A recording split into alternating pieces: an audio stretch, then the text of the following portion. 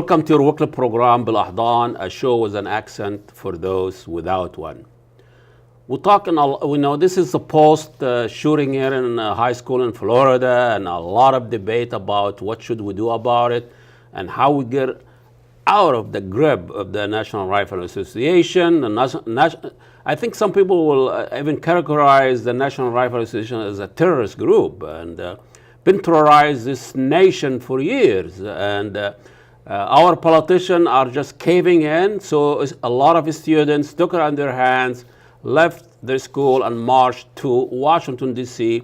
To face our politician and let him know enough is enough. And as you can see, there was two major march by our students.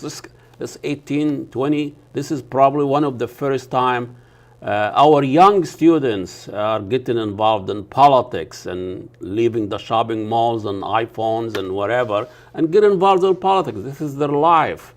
And they need to do more, because our politicians are still out. Our politicians are just political whores to our system. So you need to get out of there, and we've been divided by women march and gay march and black march, and there's so many groups have been divided. We need to all get together because the oppressor is the same.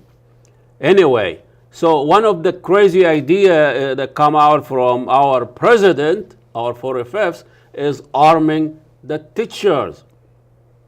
Now from Bush, no child left behind, firing the teacher that they cannot produce. Now we need to arm those teachers so they can defend their students. I think the best way to arm the teachers is to arm them with knowledge and security and a safe environment. Arming a teacher is not gonna help that much. Just another way of making more money for National Rifle Association. When I was growing up in a small village in Egypt, the teachers were not armed. We didn't see any violence. Probably the only thing the teacher were armed with was a stick. And those sticks, boy, they were very terrifying. Each teacher has his own stick that reflects his personality and his level of brutality. It was an intimidating environment, but the worst could happen is a punch here or a rustling here and there. Nobody gets shot, nobody gets killed. So arming the teacher is not going to solve, with a weapon or guns is not going to solve the problem. It's just adding gasoline to the fire. Anyway, that's my story and I'm sticking to it. Let's back to the real issue here. We're talking about, this attacks on Muslims, went up by, I think, 5-fold since the Trump administration was going up, up even before him since 9/11. Now it's becoming a mainstream, and attacking Muslims, attacking young Muslims, grabbing people's hijabs, kick them out of the airport, so a lot of crazy things, and throwing pigs in their mosque. It's something really savage about the way people protest Muslims. Something very medieval, like throwing pigs in their mosque and screaming, squeaking. I don't know what that's all about. So the challenge for our Muslims, leader of the Muslim community, is really compounding, and it's getting complicated and stuff. We have here Jaylani Hussein. He is CAIR, which is Council on American-Islamic Relations, Minnesota chapter. Welcome to Bil-Ahdan, sir. How are you doing? Thank you, Ahmed. Thank you for having me. It's been a bit busy. Yeah, the last time we saw you, there's always something, and I think instead of being general or generic about it, let's talk about the last things. I think you in your last press release about what was going on in Osio school district, the chair. Yeah, so what's going on there? So we've had a number of incidents just in this past week that we reported on. In Osio School District 279, the school board chair on his social media post had very really Islamophobic bigotry type of posts focused on the Muslim community here in Minnesota and also the Somali community, and particularly the Somali community. And we're very fortunate that he has accepted to resign, and now the school. Well, he was forced. He was forced. I mean, I think he understood that the entire school and the school board and that they were not only extremely troubled but moved to make this a huge issue, and I think he recognized that. And so, even with that, we are intending to reach out to him and to invite him to the local mosque and to talk to him and to Why engage do we have with to Muslims. be nice to idiots? Ahmed, we have to be, because the reality is that He is not even, from his statements, Mm-hmm. he seems like this is a white privilege apology we always hear. Absolutely. I'm sorry for the the pain or hurt that caused. He doesn't admit it. He says some of the posting, let's say, I want to be careful, he doesn't want to sue me here. Some of the posts were mine, the other were misunderstood. Okay, so let's say the misunderstood. It's our fault. This is our fault. This is a district where 60% of the students are people of color. Right. How did he get the job? So this is the thing you have to understand. You have to understand that probably in the last 10 years, we have seen an increase of, particularly on more of the conservative Republican side, the Tea Party, a large number of people, and I'm not saying that he's among that, but a large number of people that have actually joined and became school board members and took on those more lower level Systemically. Yeah, I mean, this is well known. I mean, they ran for offices, they did that, and they also mobilize. So as much as Mr. Gerhardt, the school board chair, the past school board chair, thought of these ideas, the reason why we have to reach to individuals like him and actually talk to him and welcome him to our community and have a dialogue with him is because this is not, unfortunately, an isolated incident. This is happening all over.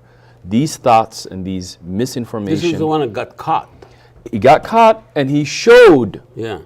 publicly that he believes in those thoughts to be able to actually post them and share them with others. There's a lot more people who are in places of power and those who are not, who have been misinformed, and to the level now where they believe in these factoids. And I personally believe some of them have been misinformed by not even anybody from the United States. They've been misinformed by Russian operatives who wanted to create race riots and used wedge issue. Yeah, but we have problem before Russia. We have problem racism and misogyny and Islamophobia recently. But this has been going on for years. It has now become mainstream. That's the problem. That's the thing. It used to be isolated. Yeah. It used to be the In one the- guy in the locker room. The one guy who believed that we had UFOs landing would also believe that Muslims are here to take over. Now it's I mean the fear on Sharia that Muslims are here to change the Constitution. And by the way, this is the same thing that happened to Catholics. But when you tell them even that, they still don't want to accept the fact that this hysteria, we actually have a history of it. And on top of that, this idea of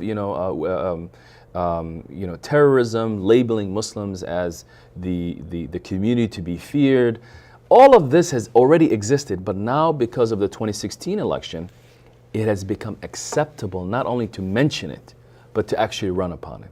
And so we see now, even in Minnesota, members of the GOP starting to accept that type of theology. And we had the incident a few weeks back, earlier in February, where we had members of the GOP saying that Muslims are going to infiltrate the GOP caucus, which in fact Muslims have been part of the GOP caucus. And actually this year we had more Muslim delegates ever before. And Muslims are not monolithic in their politics. I see some mosques inviting Republican candidates and all of that. I mean, that has always historically been the case. And actually, in fact, most Muslims can remember George Bush in Florida, that Muslims actually voted for him. A lot of Muslims switched colors on that day. Well, some conservative Muslims, they might vote on the cultural issues, absolutely. Gay marriage. But I think there is a growing acceptance to the hysteria, to Islamophobic rhetoric that is now reaching a very dangerous level when we actually have leaders of of who are in positions of power legislating and leading policy directives with this information. That's why school board members like Gerhard are extremely dangerous, because these people they're in a position of power to make legislation. Oh. And we're concerned about that, because it's, anybody can have opinions, anybody can, we have freedom of speech, but when you're in a position of power and you believe in those things that are contrary to what we expect. So you legalize Islamophobia. You legalize racism. You make it into a policy, just we've seen with President Trump during the campaign, running on, we're going to stop Muslims. And by the way, ban Muslims. 70% of the primary voters, GOP primary voters at that time, agreed with the statement of banning Muslims. This is scary stuff. So we have to recognize that fear and misinformation, once it becomes mainstream, is extremely problematic. Well, what you're saying is the problem is not Trump or Gerhard, whatever this guy is. The problem is, the uninformed public. And where are we all these years? But I would say it's not just uninformed. It's willing to find a boogie person, somebody to label, somebody to rally around. Japanese, historically, German, exactly. Jew. We've historically used other people and minorities in this country to build our campaign around. And so it's not just Muslims now. We see what's happening to the immigrant population here, and particularly the Latino Americans, who, and even the Dreamers, who, by the way, for bipartisan, for a long period of time, agreed that Dreamers should have a pathway to citizenship, and now it's a debated issue. And the fact of the matter is that the unfortunate reality is, while these discussions are polarizing the country, the fact of the matter is, every single American benefits from an immigrant. 40% of all the Fortune 500 companies in the United States were developed by immigrants and first-generation immigrants.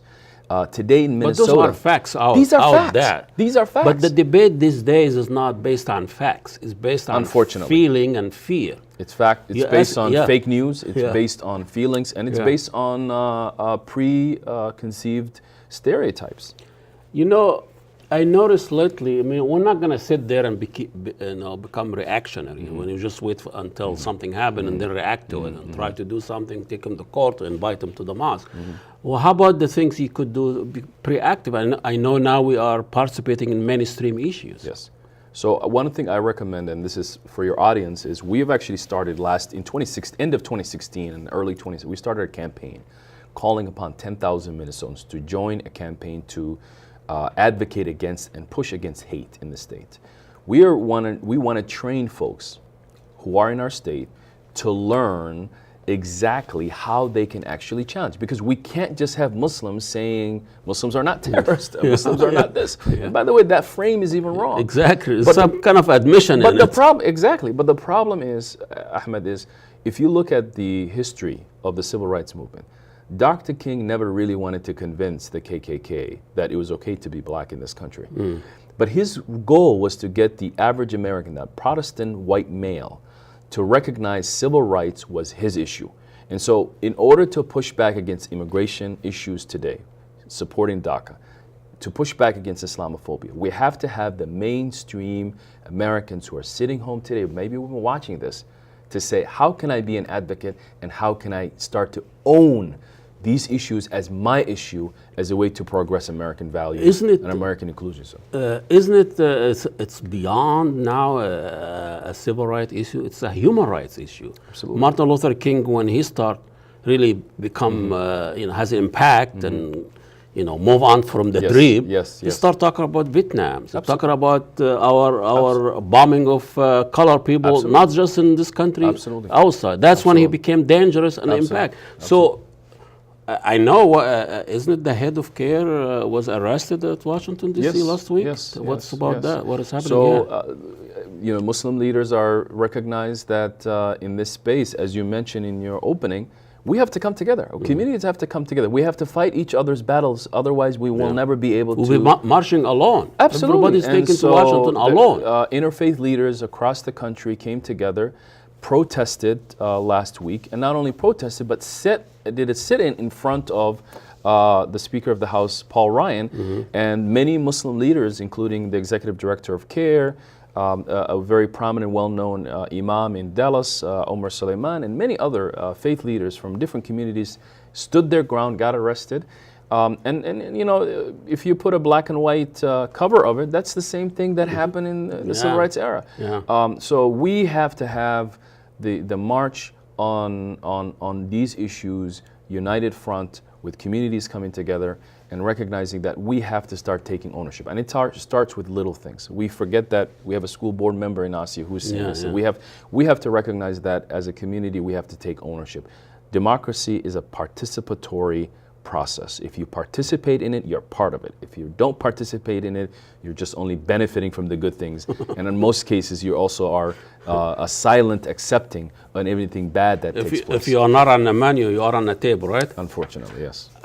Well, 1 minute left here. What's the biggest challenge you're facing now as the head of Minnesota chapter of CAIR? I think I see a lot of fear in our community, and I want to make sure that, particularly the Muslim community, you know, you have to be able to speak up. You have to come out. You have to be able to reach community members. And for other folks that want to get involved, get involved. I mean, CAIR is one avenue. There are many other good organizations that are on the front lines.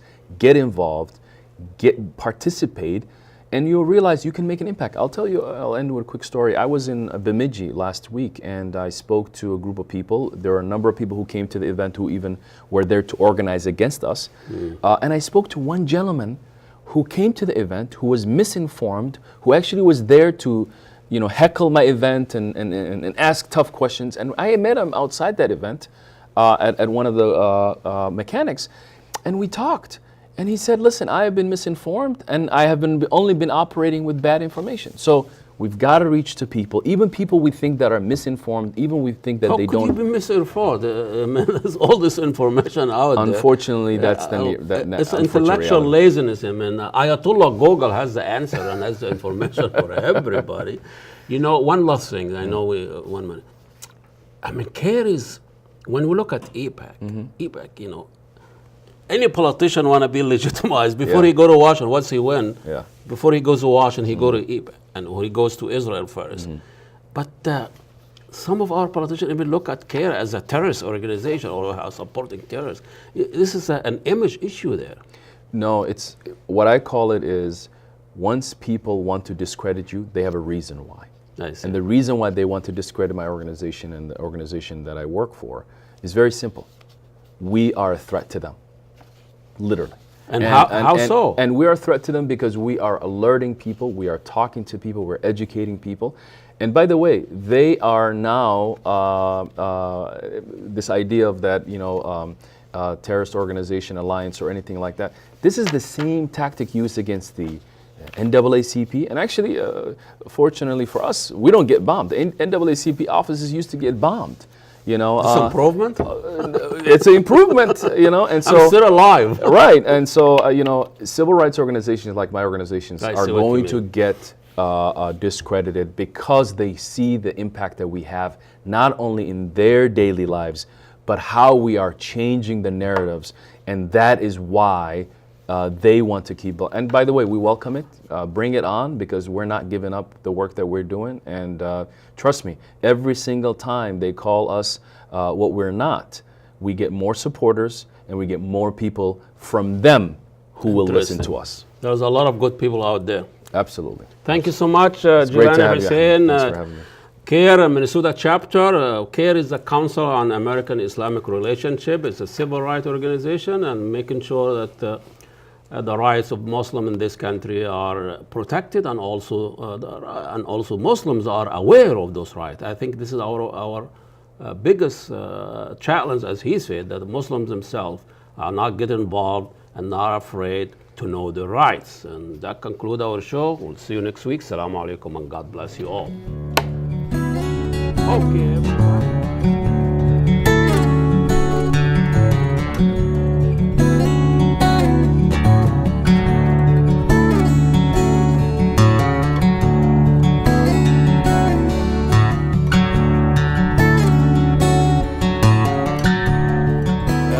My nephew have been, for the last 5 years, I've been talking about this young sweet kid that he was kidnapped from Nahda Square. no trial, and he has never seen his day in court. Last week, he finally, in a group with him, so my nephew was sent to 15 years in prison. We don't know why, we don't know we don't know the crimes. And so his twin brother, because this is going to take a very long time for legal, for the last 4 or 5 years, has been spending thousands of dollars to provide the legal defense and legal service for his brother. Now he's starting a new business to support himself, to support his family, and to kind of raise fund and money for the legal service that his brother is going to need. So we're going to have a link to a fundraising for my nephew there, and fundraising to help him out, not a huge, but to help him out in raising some money to use it and hire lawyers to see if there is anything they can do to put the thing straight and get my nephew back to his life, back to his family, back to his school. And so please help out. Please, if anything, if you can't help with money, share it, retweet it, whatever you can to help my nephew back in Egypt. It's not so much the money is not huge, but also to let him know that you care and you support him and you are with him in his struggle to release his brother from El-Sisi's